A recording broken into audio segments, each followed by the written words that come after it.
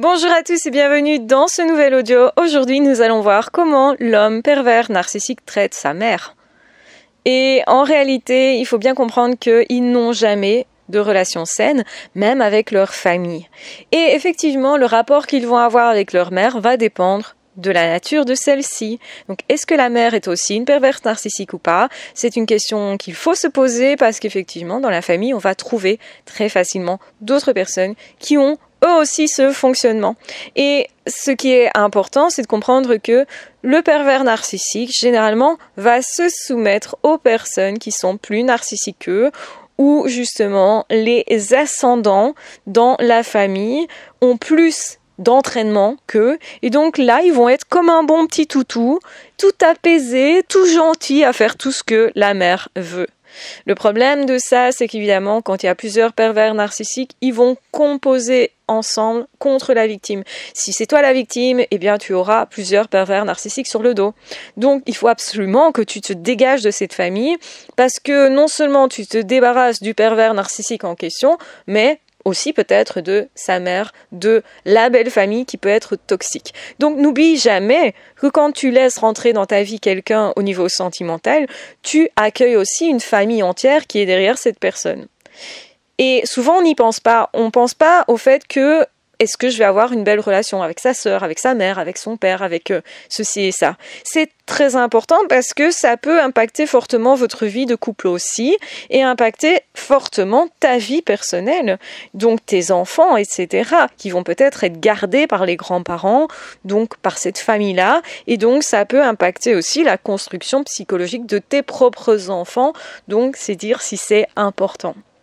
Donc, l'homme pervers narcissique qui a une mère qui est perverse narcissique, généralement va s'y soumettre, va faire ses moindres volontés et va être comme un petit enfant apeuré face à sa mère, voire va la survaloriser en disant c'est une mère qui est tellement extraordinaire, elle est merveilleuse. Alors qu'en fait, c'est pas quelqu'un qui l'a bien traité du tout. Ils n'ont pas une relation qui semble terrible. Ils ont même une relation de chien et chat comme ça, un peu se tirer dans les pattes, parce que les pervers narcissiques entre eux ne sont pas du tout bienveillants. Et en fait, tu peux être surpris de ça, alors que le discours de cet homme-là envers sa mère, c'est en gros, ma mère, c'est tout pour moi. En gros, elle est toute puissante pour eux. Et du coup, elle a l'ascendant, c'est elle qui pourrait gérer ton couple dans le sens où c'est elle qui devrait être OK avec le fait que tu es en couple avec le fils. Donc ça aussi, ça crée des vraies distorsions dans le couple, des vrais rapports toxiques aussi. Si ma mère est d'accord, eh ben on ira en voyage de noces à tel endroit.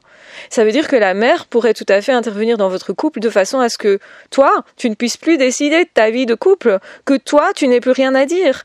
Et généralement, ils vont s'allier dans certains moments et en même temps, tu vas te dire c'est bizarre parce que j'ai l'impression que ces personnes-là, elles se détestent. Et c'est vrai aussi en même temps. Donc, ils se traitent mal entre eux, mais en même temps, ils vont s'épauler contre toi. Donc c'est très particulier comme rapport et ça montre combien il y a bien une famille dysfonctionnelle qui est à l'origine du trouble de la perversion narcissique. Donc ça ne se fait pas tout seul évidemment.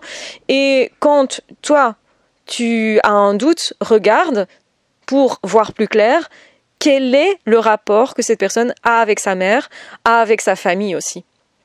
Donc si par exemple la mère est comme ça et tu rencontres la sœur du pervers narcissique, donc ta belle-sœur autrement dit, et que tu sens que cette belle-sœur, elle est un peu dépressive, ou elle se tient à l'écart de cette famille, on la voit pas souvent, ou au contraire, elle est aussi, dans une sorte de mal-être, où elle a aussi des comportements très très narcissiques, eh bien, n'aie plus de doute, c'est une preuve supplémentaire que tu es bien face à un pervers narcissique. C'est vrai que souvent on dit, pour déterminer si une personne est perverse narcissique, on va regarder ses comportements, on va regarder comment justement cette personne se positionne, quelles sont ses relations. Je vais mettre ça entre gros guillemets, c'est pas des vraies relations, mais on ne pense pas à regarder quelle est la famille du pervers narcissique. Qu'est-ce qu'il y a derrière en fait?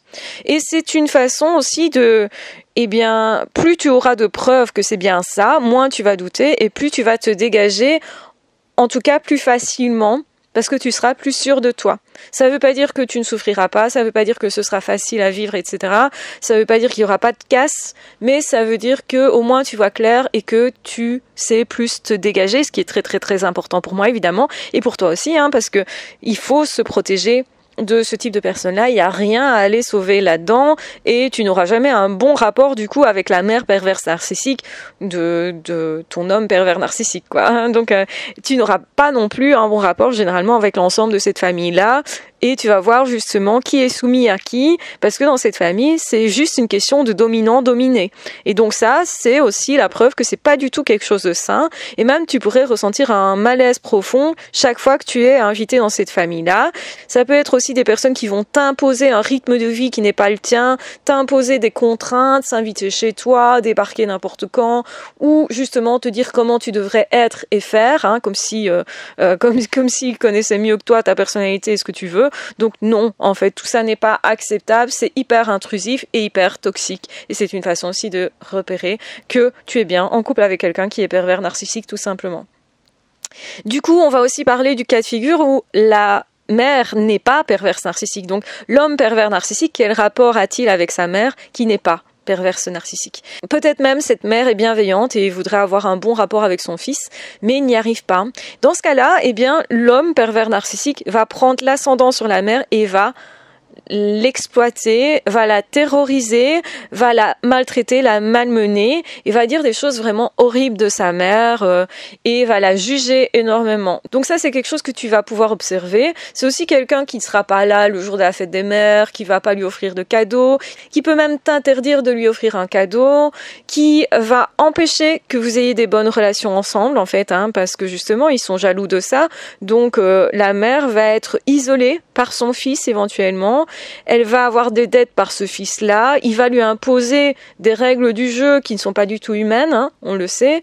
Donc, en gros, l'homme pervers narcissique va maltraiter sa mère. Ça semble aberrant parce que c'est la mère qui devrait avoir l'ascendant sur son fils, sur ses enfants de façon générale, et les enfants doivent respecter leurs parents. Généralement, il y a plutôt un rapport d'amour entre parents et enfants. Ici, on n'observe pas du tout ça. C'est l'inverse, c'est la mère qui se sacrifie pour son fils qui est odieux et ça pourrait être aussi un fils qui semble avoir tout à voir parce que la mère va protéger ce fils-là en l'excusant continuellement parce que elle-même elle est sous emprise. Et donc du coup, c'est quelqu'un qui pourrait tout à fait œuvrer pour le pervers narcissique sans être toxique elle-même, mais parce que elle-même elle est sous emprise, donc elle est manipulée et d'autant plus manipulable parce que elle avait à cœur de faire tout pour l'éducation de son fils et là effectivement elle va tout donner pour ce fils-là jusqu'à même devenir malade, etc.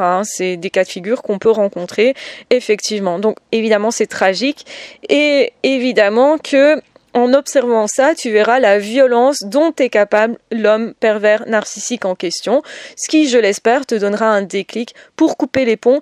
Ne reste surtout pas parce que cette mère, tu as à cœur de l'aider, parce que ça pourrait être aussi un piège.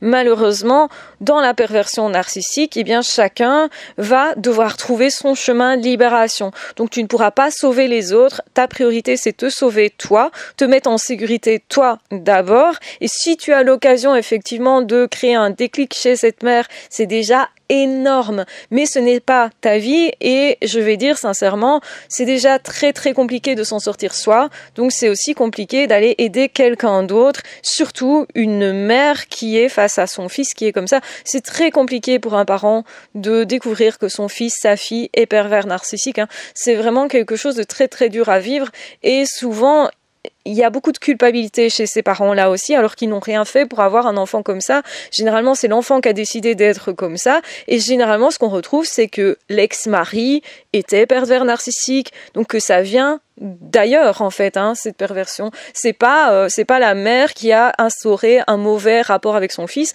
Elle en a un mauvais, mais souvent, elle se rend pas compte. C'est très, très, très régulier, les personnes qui ne voient pas clair sur la situation dans laquelle ils se trouvent et du coup, restent en lien avec un enfant pervers narcissique parce que on ne peut pas imaginer souvent qu'un enfant puisse l'être quand c'est notre propre enfant. C'est très très très très compliqué et il y a une forme de déni, une impossibilité de voir clair justement parce que c'est un crève-cœur énorme que de le découvrir et surtout de l'accepter, c'est tout un chemin. Donc on salue aujourd'hui toutes les personnes qui ont un enfant pervers narcissique parce qu'on sait combien ils sont courageux. Je voudrais rendre honneur à toutes ces personnes-là. Je voudrais qu'ils entendent, et j'espère qu'il y en a ici, qu'ils entendent qu'on sait leur courage, que vous avez droit à beaucoup d'amour et je voudrais vous en donner beaucoup parce que avoir une vie où on a un enfant pervers narcissique, c'est très très dur. Mais si vous êtes toujours là, ça montre votre force, votre splendeur, votre humanité, votre courage, votre lumière intérieure. S'il vous plaît, voyez votre lumière pour l'apporter au monde parce que vous méritez beaucoup plus d'amour. Donc allez dans le monde chercher cet amour. Il y a plein de personnes qui peuvent vous aimer et vous le méritez vraiment. Donc s'il vous plaît, prenez-le. Il vous revient pleinement. Si vous êtes arrivé jusqu'ici dans cet audio, notez en commentaire « Je souhaite beaucoup d'amour aux parents d'enfants pervers narcissiques ». N'hésitez pas à vous abonner à la chaîne si ce n'est pas déjà fait. N'hésitez pas à partager. N'hésitez pas à rebondir en commentaire, à me donner de nouvelles questions si vous en avez qui restent en suspens et vous voudriez avoir des réponses. Donc, je vous embrasse bien fort, je vous aime très fort. Prenez bien soin de vous. Et nous pensons tous très fort aux gens qui ont eu un enfant pervers narcissique. Vous êtes splendide. Je répète, vous êtes splendide. Sentez-le au fond de vous. Et vivez, s'il vous plaît. Je vous embrasse bien fort, je vous aime très fort. Prenez bien soin de vous. Et on se retrouvera très vite dans d'autres audios ou dans d'autres vidéos. Ciao, bye bye.